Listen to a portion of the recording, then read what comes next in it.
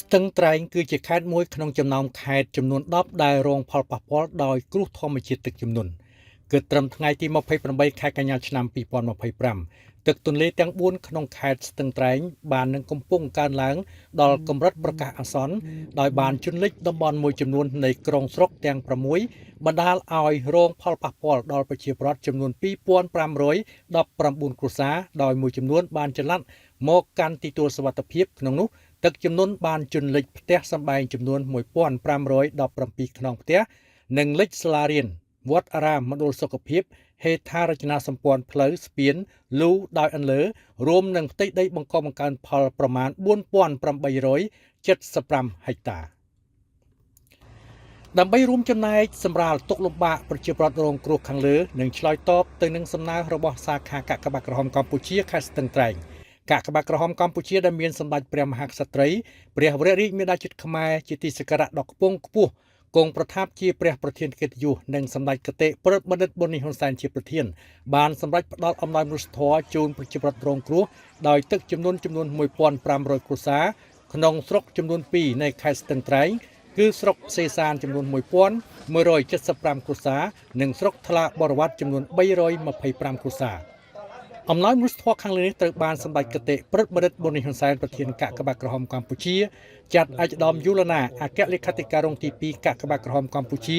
នាំយកមកចែកជូនប្រជាពលរដ្ឋរងគ្រោះក្នុងស្រុកទាំងពីរជាបន្តបន្ទាប់ដែលក្នុងនោះនៅព្រឹកថ្ងៃទី2ខែតុលាឆ្នាំ2025ចែកជូនប្រជាពលរដ្ឋរងគ្រោះចំនួន694គ្រួសារមកពី2ឃុំគឺឃុំតាឡាតនិងឃុំក្បាលរមៀសដោយប្រពធ្វើនៅមណ្ឌលសុខភាពតាឡាតក្នុងឃុំតាឡាតស្រុកសេសានដែលក្នុងកម្មវិធីនេះដែរក៏មានការអញ្ជើញចូលរួមពីសំណាក់ឯកឧត្តមគតិសង្ឃមនិតគុណគីមទេសរដ្ឋមន្ត្រីនិងជាអនុប្រធានទី1គណៈកម្មាធិការជាតិគ្រប់គ្រងគ្រោះមហន្តរាយនិងឯកឧត្តមសសុពុត្រាប្រធានគណៈកម្មាធិការសាខាកាកបាទក្រហមកម្ពុជាខេត្តស្ទឹងត្រែងផងដែរឯកឧត្តមសសុពុត្រាបានគោរពថ្លែងអំណរគុណយ៉ាងជ្រាលជ្រៅជូនចំពោះសម្ដេចគតិព្រឹទ្ធបណ្ឌិតប៊ុននេះហ៊ុនសែនប្រធានកាកបាទក្រហមកម្ពុជាដែលបានសម្រេចផ្ដល់អំណោយមនុស្សធម៌ជូនបងប្អូនប្រជាពលរដ្ឋរងគ្រោះដោយទឹកជំនន់ក្នុងខេត្តស្ទឹងត្រែងនាពេលនេះដែលសកម្មភាពនេះបានសរបញ្ជាក់យ៉ាងច្បាស់ថាទោះស្ថិតក្នុងកលៈទេសៈណាក៏ដោយក៏ថ្នាក់ដឹកនាំរបស់យើងមិនបោះបង់ប្រជាជនឡើយគឺនៅរួមសុខរួមទុក្ខជាមួយបងប្អូនគ្រប់ពេលវេលាមានមតិសមាសនាក្នុងឱកាសនោះដែរឯកឧត្តមយូឡាណាអគ្គលេខាធិការរងទី2កាកបាទក្រហមកម្ពុជាបាននាំនៅបរិយាបណ្ដាំរបស់សម្ដេចព្រះមហាក្សត្រីព្រះវររាជមាតាជាតិខ្មែរព្រះប្រធានកិត្តិយសកាកបាទក្រហមកម្ពុជាជាទីគោរពសក្ការៈដ៏ខ្ពង់ខ្ពស់និងប្រសាសន៍របស់សម្ដេចគតិព្រឹទ្ធបណ្ឌិតប៊ុនហ៊ុនសែនប្រធានកាកបាទក្រហមកម្ពុជាដែលផ្ដាំផ្ញើសុខទុក្ខក្តីនឹករលឹកអាណិតស្រឡាញ់ដ៏ជ្រាលជ្រៅចំពោះប្រជាជនទាំងអស់រួមទាំងសម្ដែងនៃការសោកស្ដាយដែលគ្រោះធម្មជាតិទឹកជំនន់បានបង្កផលប៉ះពាល់ដល់ជីវភាពរស់នៅប្រចាំថ្ងៃរបស់បងប្អូនប្រជាពលរដ្ឋក៏ដូចជាបងប្អូនជនជាតិភាគតិចដែលរស់នៅក្នុងតំបន់នេះឯកឧត្តមអគ្គលេខាធិការរងទី2ក៏បានបញ្ជាក់ជូនបងប្អូនប្រជាពលរដ្ឋរងគ្រោះទាំងអស់ថាទន្ទឹមនឹងការគិតគូរសម្រាលការលំបាកលើជីវភាពរស់នៅរបស់បងប្អូននាពេលនេះសម្ដេចគតិព្រឹទ្ធបណ្ឌិតប្រធានក៏បានផ្ដាំផ្ញើដល់បងប្អូនទាំងអស់សូមយកចិត្តទុកដាក់ថែទាំសុខភាពឲ្យបានល្អដោយត្រូវផ្លាស់ប្ដូរអេរយាប័តក្នុងការរស់នៅនិងការហូបចុកដោយត្រូវមានអនាម័យជាប់ជានិច្ចពិសាទឹកដាំពុះនិងត្រូវស្រឡាញ់ខ្លួនឲ្យស្ងួនចំណីដើម្បីជៀសផុតពីជំងឺមិនឆ្លងសំខាន់ចំនួន4ដូចជាជំងឺទឹកនោមផ្អែមជំងឺបេះដូងសរសៃឈាមជំងឺមហារីកនិងជំងឺរលាកផ្លូវដង្ហើមរ៉ាំរ៉ៃដែលបាននឹងកំពុងប្រឈមក្នុងចំណោមប្រជាពលរដ្ឋទូទៅនាពេលបច្ចុប្បន្នតាមរយៈការបរិភោគមិនបានត្រឹមត្រូវដូចជាផ្អែមពេកប្រៃពេកខ្លាញ់ពេកអាហារកំប៉ុងច្រើនពេកការផឹកគ្រឿងស្រវឹងនិងការជក់បារីជាដើមជាមួយគ្នានេះសូមបងប្អូនប្រជាពលរដ្ឋទាំងអស់ត្រូវចេះការពារខ្លួនពីជំងឺគ្រុនចាញ់និងជំងឺគ្រុនឈាមដែលបង្កឡើងដោយសត្វមូសហេតុដូច្នេះសូមនាំគ្នាកម្ចាត់ជំរកមូសជាពិសេសត្រូវគេងក្នុងមុងជាប្រចាំព្រោះមុងមានក្នុងកញ្ចប់ឃីតនៃអំណោយមនុស្សធម៌ដែលចែកជូននេះស្រាប់បន្ថែមពីនេះក៏សូមប្រុងប្រយ័ត្នចំពោះកុមារតូចៗដែលប្រឈមនឹងគ្រោះថ្នាក់ដោយការលង់ទឹកជាយថាហេតុដែលនាំឲ្យមានវិបដិសារីក្នុងគ្រួសារម្យ៉ាងវិញទៀតបញ្ហាបរិស្ថាននិងសុវត្ថិភាពក៏ជាការចាំបាច់ដែរដូច្នេះពេលវិលត្រឡប់ទៅលំនៅឋានវិញមុនចូលផ្ទះត្រូវពិនិត្យឲ្យបានគ្រប់ជ្រុងជ្រោយដើម្បីបង្ការពីសត្វអាសិរពិសផ្សេងៗនិងសូមសម្អាតបរិស្ថានជុំវិញផ្ទះ ទុកដាក់សម្រាមឲ្យបានត្រឹមត្រូវហើយកុំដុតសម្រាមដែលមានជាតិផ្លាស្ទិកព្រោះថាផ្សែងរបស់វាអាចបណ្ដាលឲ្យប៉ះពាល់ដល់សុខភាពយើង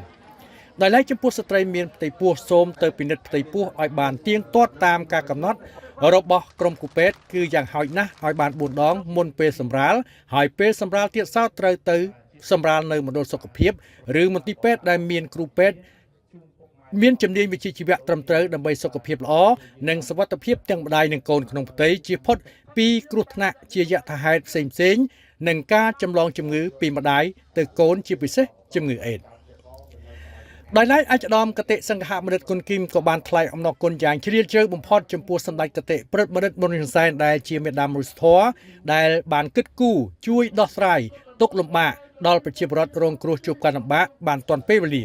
ជាមួយគ្នានេះអេចឧត្តមក៏បានជូនដំណឹងដល់ប្រជាពលរដ្ឋទាំងអស់ត្រូវមានការប្រុងប្រយ័ត្នខ្ពស់ចំពោះសុវត្ថិភាពរបស់ខ្លួននិងក្រុមគ្រួសារព្រោះថាតាមការផ្ដល់ព័ត៌មានពីគណៈកម្មាធិការ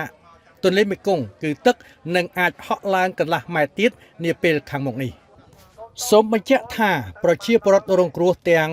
694គ្រួសារដែលបានមកទទួលអំណោយមនុស្សធម៌ក្នុងពេលនេះគឺមកពីឃុំតាឡាត649គ្រួសារនិងឃុំក្បាលរមៀសចំនួន45គ្រួសារដោយក្នុងគ្រួសារនីមួយៗទទួលបានអង្ករ30គីឡូក្រាមមី1កេសត្រីខ10កំប៉ុងទឹកត្រី6ដបប្រេងឆា1ដបម្សៅសាប៊ូ1កញ្ចប់និងឃីតដែលមានមុងភួយសរងក្រមាចំនួន1កញ្ចប់ជាមួយគ្នានេះកាកបាទក្រហមកម្ពុជាក៏បានប្រគល់ថ្នាំពេទ្យចំនួន2កេសដល់មណ្ឌលសុខភាពតាឡាតទុកសម្រាប់ប្រើប្រាស់ព្យាបាលជំងឺជូនប្រជាពលរដ្ឋក្នុងមូលដ្ឋាននេះផងដែរតមកនៅរសៀលថ្ងៃទី2ខែតុលាឆ្នាំ2025នេះដែរអាយដាមយូឡាណាអគ្គលេខាធិការរងទី2កាកបាទក្រហមកម្ពុជានិងសហការីរួមជាមួយនឹងថ្នាក់ដឹកនាំសាខាកាកបាទក្រហមកម្ពុជាខេត្តស្ទឹងត្រែងបានបន្តនាំយកអំណោយមនុស្សធម៌កាកបាទក្រហមកម្ពុជាទៅចែកជូនប្រជាពលរដ្ឋរងគ្រោះដោយទឹកជំនន់ចំនួន325គ្រួសារទៀតមកពីឃុំចំនួន4ក្នុងស្រុកថ្លាបរបាត់ដែលក្នុងនោះមកពីឃុំអន្លង់ភេចំនួន35គ្រួសារឃុំកាំងចាមចំនួន87គ្រួសារឃុំអូរ៉េ61គ្រួសារនិងឃុំថ្លាបរវត្តចំនួន142គ្រួសារដោយគ្រួសារនីមួយៗទទួលបានអង្ករ30គីឡូក្រាមមី1កេសត្រីខ10កំប៉ុងទឹកត្រី6ដបប្រេងឆា1ដបម្សៅសាប៊ូ1កញ្ចប់និងឃីតដែលមានមុងភួយសរងក្រមាចំនួន1កញ្ចប់